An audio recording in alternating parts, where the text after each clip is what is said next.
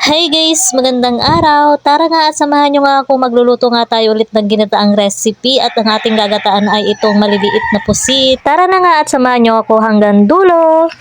At syempre nga mga guys, bago ang lahat, atin munang lilinisin itong pusit.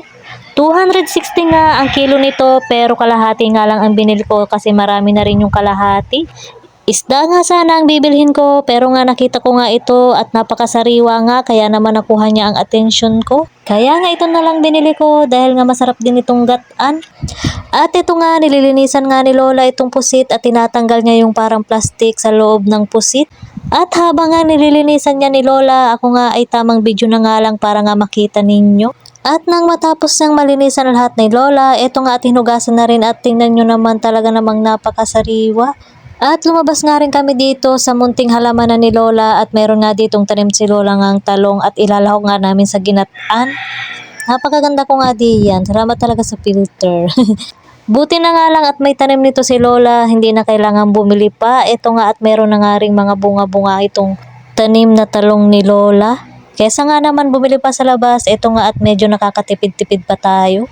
Nung nakaraan nga rin, namitas din nga kami nito at pinambaon ko nga sa trabaho, o diba? Tipid-tipid tayo, napakamahal kasi ng ulam sa kantin. Ay siya, balik na nga tayo dito sa pinipitas ni Lola. Ito nga at nakakuha nga kaming 4 na pirasong talong at ang galing talaga ni Lolang magtanim at talaga namang walang sira itong talong. Oh, 'di ba? Oh, sariwa pa yung makukuha natin kaysa naman bumili sa labas. Bibili ka puro uod naman. Nakaw. Eto nga, tagsimula na nga akong magisa dito. Sinimulan ko na nga, nagpainit nga kami dyan ng mantika. Tapos ginisa ko na nga rin itong sibuyas bawang. At syempre, sinunod ko na nga rin ito. Luya at pampaalis nga yan ng lansa. Mekos-mekos nga lang natin yan. At pagka nga lumabas ang aroma niya, ay pwede na natin isunod, ilagay itong kamatis. At pagkatapos nga nating ilagay, ay halu-haluin nga lang natin yan hanggang sa maluto. At pagka ganito nga ang ating kamatis ay pwede na nga natin isunod yung ating mga pusit.